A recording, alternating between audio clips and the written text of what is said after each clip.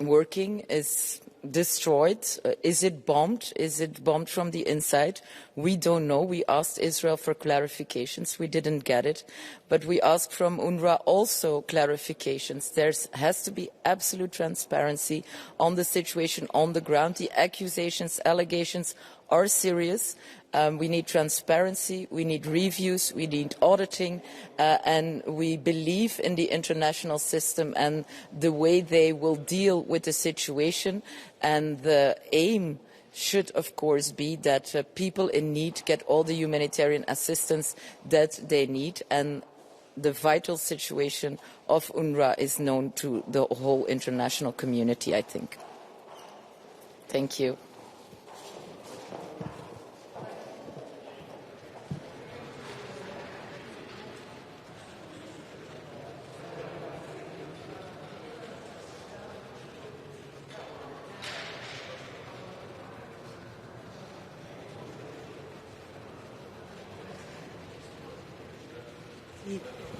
Aujourd'hui, et féliciter la présidence belge, c'est la première réunion des ministres du développement. Comme vous savez, la situation géopolitique nous fait réfléchir un petit peu différemment. Il y a deux grands sujets aujourd'hui. Bien sûr, la situation humanitaire au Proche-Orient, et en particulier Gaza, mais aussi on va avoir une discussion très importante sur la question de politique étrangère et les finances. On va parler de la stratégie, de notre stratégie sur la question. On a une période 2024-2027 qu'il faut décider comment on va financer, comment on va continuer avec nos partenaires. Nous sommes toujours engagés fortement pour l'Ukraine et pour le Proche-Orient, mais il ne faut pas oublier qu'on a des autres partenaires et moi, je vais souligner l'importance de continuer les partenariats entre l'Europe et l'Afrique. Voilà, merci beaucoup.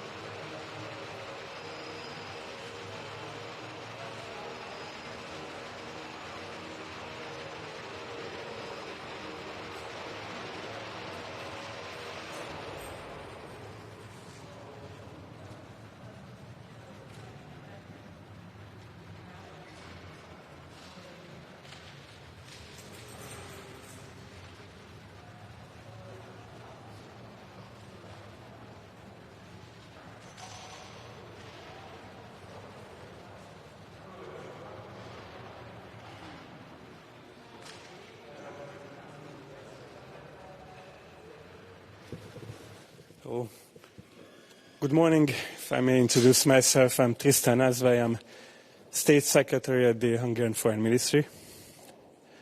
I would like to start by acknowledging the Belgian presidency for setting an agenda for the informal meeting of the Development Formation of the European Council, full with items that are very important and very actual and important to discuss, including the one item on the activities of UNRWA in Gaza. In the Hungarian government's position, we condemned the terrorist activities of Hamas on the strongest possible term, and we fully observe Israel's right for war of self-defense against Hamas, the terrorist organization. On the other hand, we think that it is very important that we avoid any further escalation for this conflict to become a conflict between states. And also we need to find ways to support the innocent suffering Gazan civilian population. Hungary has been seeking ways to support the civilians in Gaza. After the conference that was convened by President Emmanuel Macron last year, we have offered a 100,000 euros donation to support the Gazan refugees in Egypt. And at the same time, we are working through the Church, the Catholic Church, the Jerusalem Latin Patriarchate, and the Hungarian government donated $400,000 to support Christian and Muslim suffering civilians in Gaza. UNRWA should be the main channel to support this humanitarian need. Therefore, the allegations and the claims that employees of UNRWA are working together or took part in terrorist activities alongside with Hamas terrorists are very concerning. So I'm looking forward to a very important, difficult, but hopefully productive discussion on that today. Regarding another item on today's agenda, Ukraine. Hungary, the Hungarian government is in full solidarity with the suffering Ukrainian people. The Hungarian government has started the largest humanitarian operation to support the civilians of Ukraine in the past years. We have opened our borders and welcomed more than 1 million war refugees in Hungary who has been offered any sort of assistance they might need. On the territory of Ukraine, the Hungarian government up to date has provided 150 million euros worth of aid, humanitarian aid, rehabilitation aid and development aid. We do have to discuss how to proceed with the support of Ukraine. We welcome the heavily discussed compromise on the Ukraine facility, but we insist on some parts of that compromise that the Ukraine facility and the activities and the financing through the Ukraine facility has to be revised by the European Commission and by the European Council on a yearly basis. We also welcome on this meeting that one of the items were about human rights and how to support and protect basic human rights through the tools and activities of humanitarian aid and development. On the other hand, we think that there was a missed opportunity to discuss religious freedom as a basic human right. Hungary and the Hungarian government strongly insists that religious freedom has to be protected. Our national aid program, the Hungary Helps International Aid Program, focuses on providing aid to those communities and people whose religious freedom has been violated. We are supporting persecuted Christians and other persecuted religious communities all around the world. So I'm looking forward for a very productive day, and thank you for your interest. Thank you. Goodbye.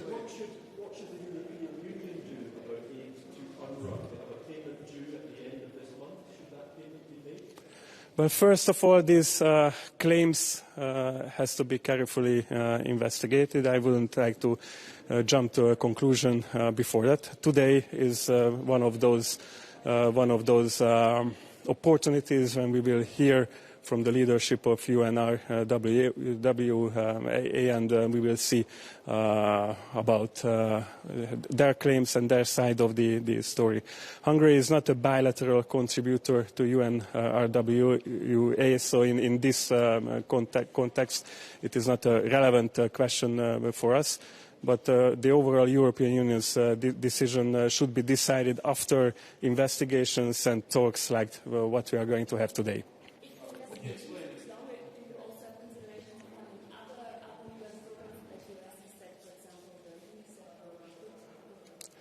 That's something to consider, certainly, yes. What we need to keep in mind is that UNRWA doesn't only focus its activity in Gaza or in Palestine, but also in surrounding countries. So any conclusion that we make together has to take into that consideration that there are activities in other countries as well.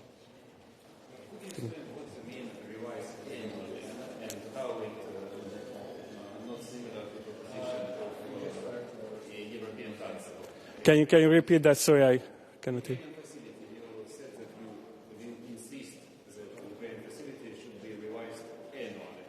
Yeah.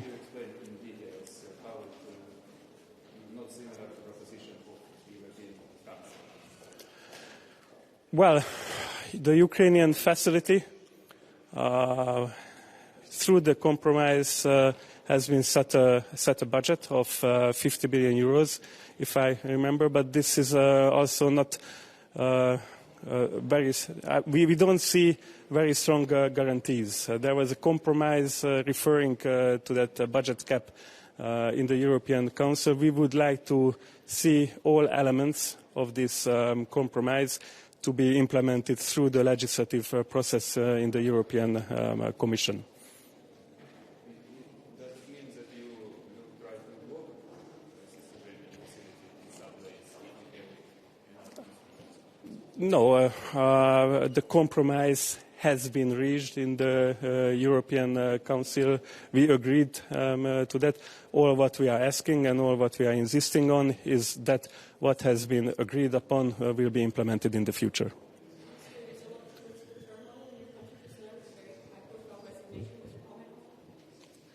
That is not in the scope of today's meeting, so I would rather not at this time. Thank you. Goodbye.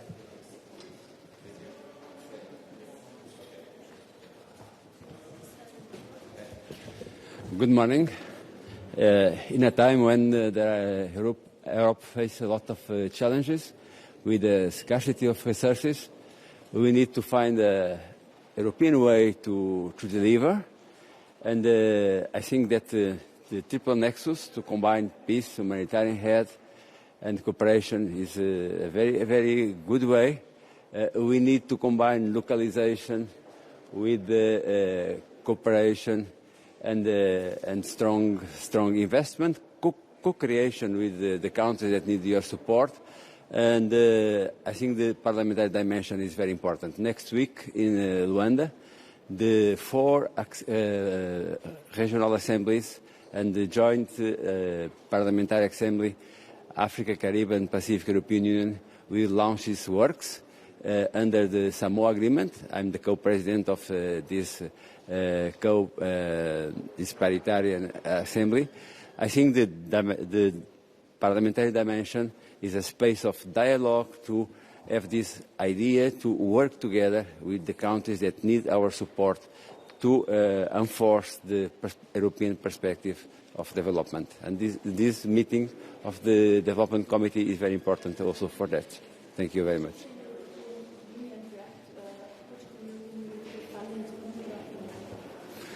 I think the European Union needs to work to have to audit all the work of UNRWA in Gaza, but people in Gaza need support and need the support of also of the European Union. The European Union is responsible for half of all the support to humanitarian aid in the world, and the people of Palestine also need this support.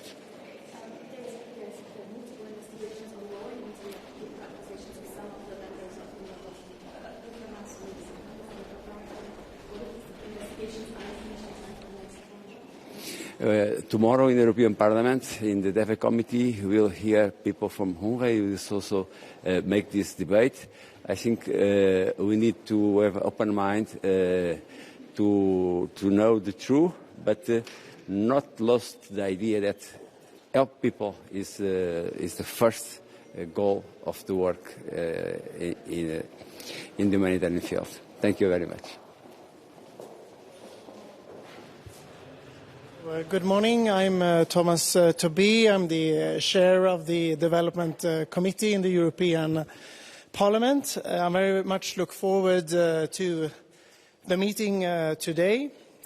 Firstly, of course, we will stress that what we have put in place now with Global Gateway and Team Europe is really important. This is really about offering a partnership. And I would say that in this very unstable geopolitical reality that we have, it's really a competition also about which narrative should win. We see continuously disinformation about Europe. And I think what we need to show our partners is that we are there. We are willing to work with you. And we are a clear alternative to Russia and to China. And we really want to offer something that could give prosperity and give growth for many of our partner countries. And secondly, of course, we will also today have the discussion with Mr. Lazzarini from UNRWA. And I think that it will be very important that we can get some clarity.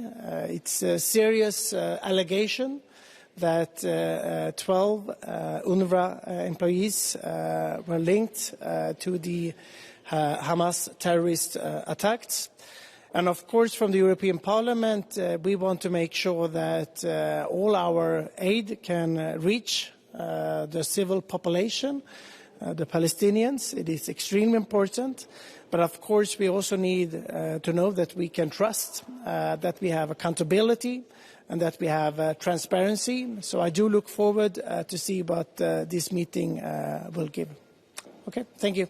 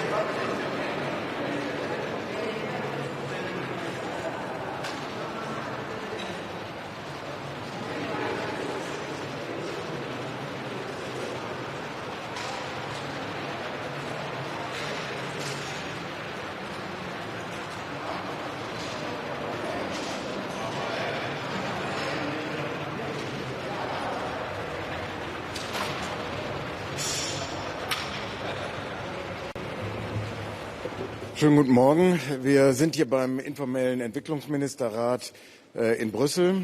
Informeller Rat sagt schon, wir werden hier keine Entscheidungen treffen. Gleichwohl ist das ein enorm wichtiger entwicklungspolitischer Ministerrat in Zeiten großer globaler Herausforderungen. Die geopolitischen Entwicklungen sind nicht nur herausfordernd, sie sind auch gefährlich.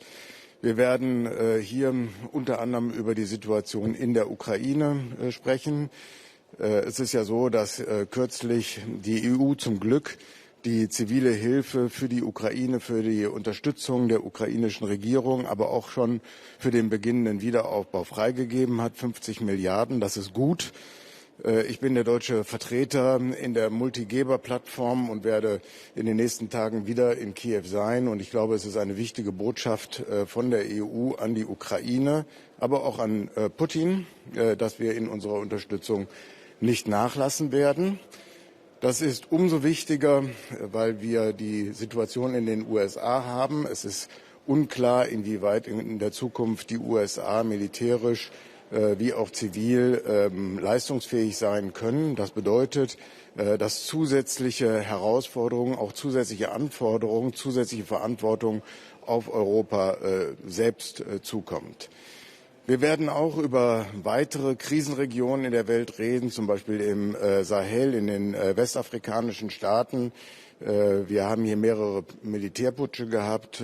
Unsere deutsche Auffassung ist, dass wir, und das teilen wir mit den meisten Mitgliedstaaten, dass wir hier engagiert bleiben müssen, dass wir die Bevölkerung in diesen Ländern nicht allein lassen dürfen, weil wir sie dann noch stärker an die Seite Russlands und Chinas etwa treiben werden. Dazu ist es wichtig, dass die EU konsistent auftritt. Das erwarten wir übrigens auch vom Europäischen Auswärtigen Dienst, dass keine Konfusionen bei internationalen Auftritten entstehen. Lassen Sie mich noch etwas zu Gaza sagen. Wir werden heute Mittag ein Treffen mit dem UNRWA-Chef Lazzarini haben. Deutschland hatte entschieden, und hier ist es wichtig, genau und präzise zu sein, dass wir zusätzliche neue Zusagen an UNRWA für den Gazastreifen zunächst pausieren, bis die Untersuchungen, wie es dazu kommen konnte, dass 13 Angestellte von UNRWA an den Terroranschlägen beteiligt waren, vollständig aufgeklärt sind. Das ist kein Zahlungsstopp und es betrifft nicht die Arbeit von UNRWA außerhalb des Gazastreifens. Wir glauben, dass die UN die richtigen Schritte eingeleitet hat mit den Untersuchungen. Ich sage aber auch, die Arbeit von UNRWA ist insbesondere im Gazastreifen im Augenblick nicht ersetzbar. Menschen sterben in großer Zahl. Hilfe, menschliche Hilfe ist unabdingbar und dafür brauchen wir UNRWA. Ein letzter Punkt. Ich werde die Gelegenheit hier nutzen, die deutsche Haltung zum EU-Lieferkettengesetz klarzumachen. Es ist etwas Konfusion entstanden, weil durch ein Regierungsmitglied an europäische Mitgliedstaaten suggeriert worden ist, wir seien gegen dieses Gesetz. Das sind wir nicht. Das werde ich hier sehr klar machen. Entwicklungspolitisch sind wir sogar sehr für dieses Gesetz. Es kann allerdings sein, dass Deutschland sich am Ende wird enthalten müssen. Entschuldigung, wer? Ja.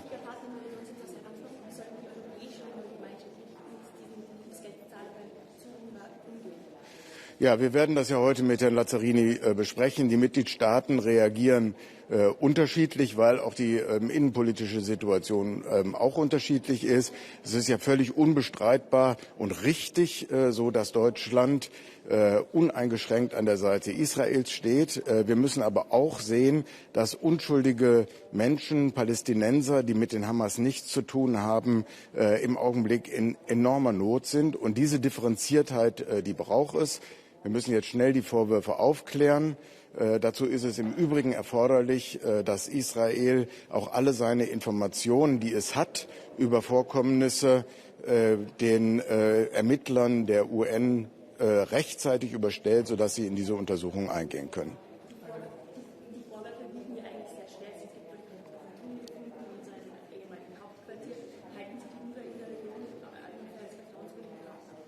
Ja, das tun wir. Man muss sehen, dass diese Organisation unter widrigsten Umständen in einer absolut desaströsen Situation arbeitet. Es ist so, dass die Arbeit von UNRWA ja auch in der Vergangenheit jederzeit von Israel selbst gewünscht war. Das war auch richtig so. Und dass auch die Informationen, die UNRWA vorlagen, auch an Israel übermittelt worden sind. Gleichwohl, ich will da ganz klar sein, lehnt Deutschland natürlich jede Form von Gewalt und jeden Terror ab.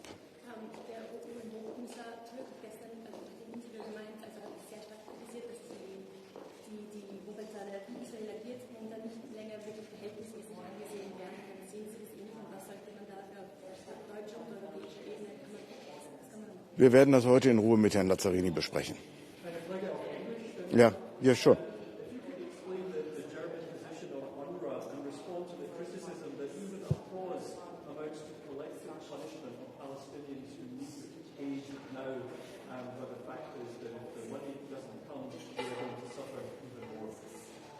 We have a completely complex situation in Gaza and in the Middle East, and all black and white answers are per se wrong. Therefore, we have to be very clear the attacks by Hamas against Israel were unjustifiable. We are, as Germans, very clear on that. At the same time, people in Gaza Strip are suffering under the situation. Not all of them, the least of them are terrorists, and UNRWA is absolutely essential. There is, at least currently, no alternative to UNRWA. Germany decided to pause new commitments, but not the ongoing payments to UNRWA in the short period of the UN investigation on the accusations that are on the table. Okay.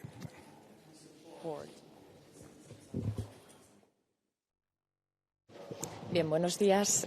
Soy Eva Granados, la secretaria de Estado de Cooperación Internacional española. Es mi primera reunión aquí en un consejo informal de ministros de Cooperación al Desarrollo.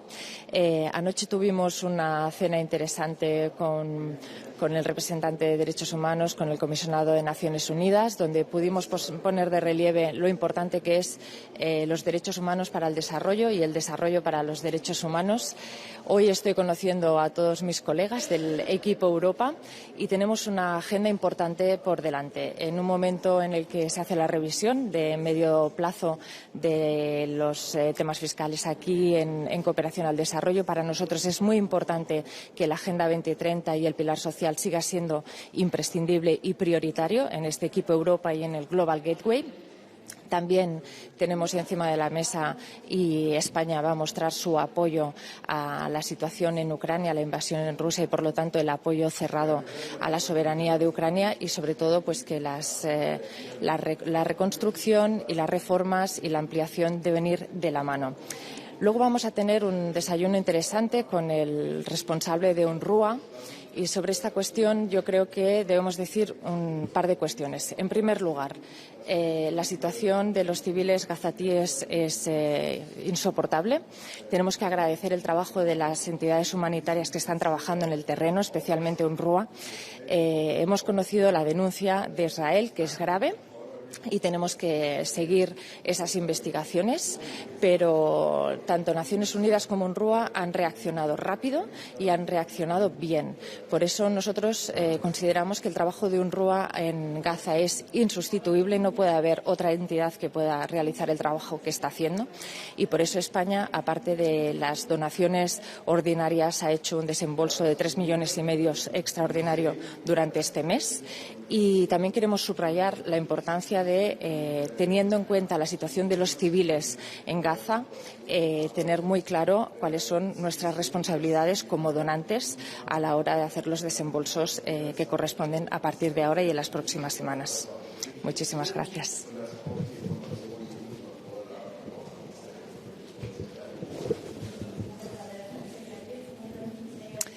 Good morning, everybody. First, I want to thank Belgian Presidency for organising this informal Council meeting here today. We have 3 important items on the agenda. The first one is a very timely discussion on the EU's international cooperation and development policy in the Global South. And this is especially timely because of the decision made by or taken by EUCO 10 days ago in terms of our MFF midterm review. The second item is Ukraine. It's important that now when the Ukraine facility is decided that we can start to implement that, and we are also waiting for the Ukraine's plan to be received from Ukraine. And then the third item is unfortunate conflict in Gaza. So we will have a discussion later today with UNRWA, and of course our aim is really to be able to provide humanitarian aid and support to the citizens of Gaza. So very much looking forward to our discussions today. Well, we are going to take a stock with the cooperation and development ministers of a policy of cooperation with emerging countries. We are in the middle of the financial perspective. It has to be reviewed what we have done, and we still have to be done. We have to review the financial allocations in order to continue doing in the framework of these two wars, because certainly everything that we do is being affected by these two wars, the perception of these wars around the world. I've been in Ukraine. I will debrief the ministers of my visit to Ukraine, where certainly Russia continues indiscriminated attacks. I could witness them, and to continue encouraging member states to support Ukraine as much as it takes in order to reject the invasion. Obviously, we will discuss also about the situation in Gaza.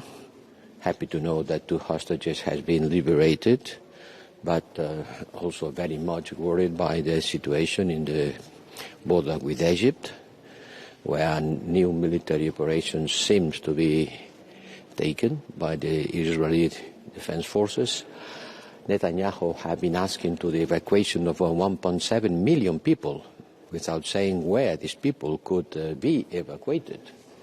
The situation with Egypt is very tense, and we are extraordinarily concerned about what can happen in there. Many ministers of the European Union have been issuing messages yesterday, me too, asking Israel not to prevent humanitarian support to come to Gaza. If they launch military operations in the border with Egypt, Egypt has already said that in this case the humanitarian support will not be able to go to Gaza. And the situation with Egypt is very difficult, understandable. So let's see what's happening in the following hours. All foreign affairs ministers are following the situation, but we have to do maybe something more than just to express concern.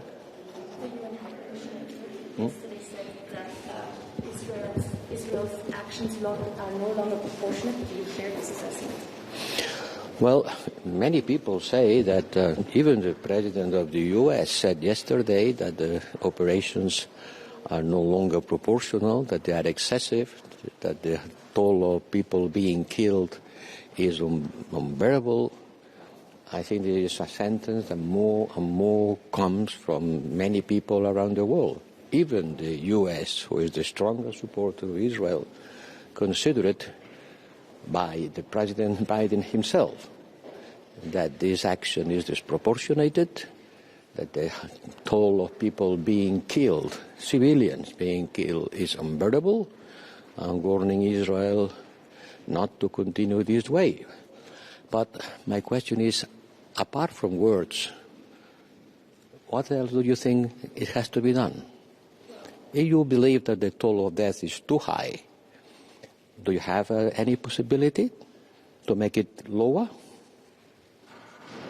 What's your answer to that, High Representative? What can the European Union do beyond the words? Do you have a proposal for what the European Union should do beyond words? Well, the European Union is not providing arms to Israel.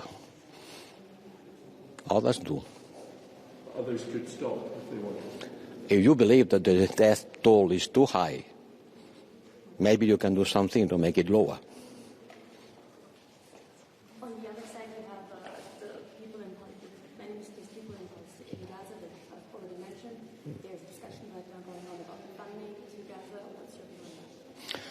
Well, the discussion continues. My colleague and friend Blinken has been traveling to Israel many times, begging the Israelis to stop killing people, at least not too many. My colleague, the German minister, yesterday also issued a message exactly on the same terms. Extraordinarily concerned by the situation in the border between Gaza and Egypt.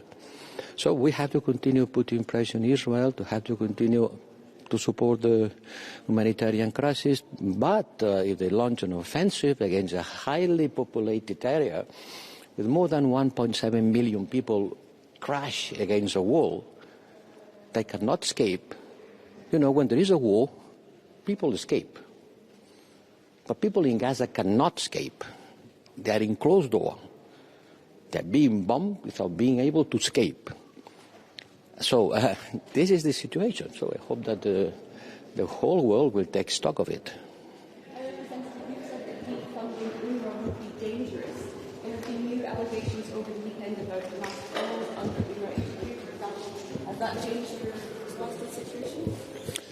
We will talk about it this afternoon. We have invited Lazzarini. One thing is sure for me, UNRWA today plays an unsubstitutable work. Nobody else can do what UNRWA is doing. Second, allegations have to be verified. The presumption of innocence is valid for everyone at any time, even for UNRWA. It is not a secret. It's not a secret that the Israeli government wants to get rid of UNRWA. Not now, for many years before, wanted to get rid of UNRWA because they believe that getting rid of UNRWA, they get rid of the problem of the Palestinian refugees.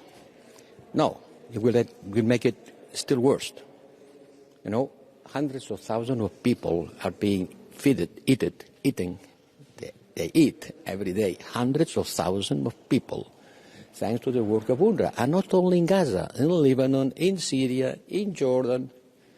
So, allegations, okay. Happy to know that UNRWA has already launched a complete and comprehensive investigation about what is happening. If there is any problem, let's wait for this investigation to take place. Let's wait for this investigation to take place. Secretary General of the United Nations, I suppose people trust the Secretary General of the United Nations. Him personally has decided to launch a complete investigation. So let's see. The investigation will take as much as needed. And in the meantime, people have to continue eating. They have to continue going to the doctors. 30,000 medical consultations per day. We know it's not on the agenda, but do you have any comment on President Trump's remarks over the weekend suggesting that... Which remarks? President Trump's remarks... President Trump? Former president. Ah, okay. In America, they keep using the honorific. Yeah, they still call me minister in Spain, yes. Yes. What's your comment on his remarks suggesting that if countries don't pay enough on defence, he would encourage Russia to attack them? Let me be sarcastic. During this campaign, we will see and listen to many things. Let's be serious. NATO cannot be a la carte military alliance. Cannot be a military alliance that works depending on the humor of the President of the US on those days. It's not yes, now yes, tomorrow no, it depends, who are you? Now, come on, let's be serious. Let's be serious. NATO cannot be an alliance a la carte. It exists or it not exist. But I'm not going to spend my time comment any silly idea that comes during this electoral campaign in the US. But who's the discussion in the space facility?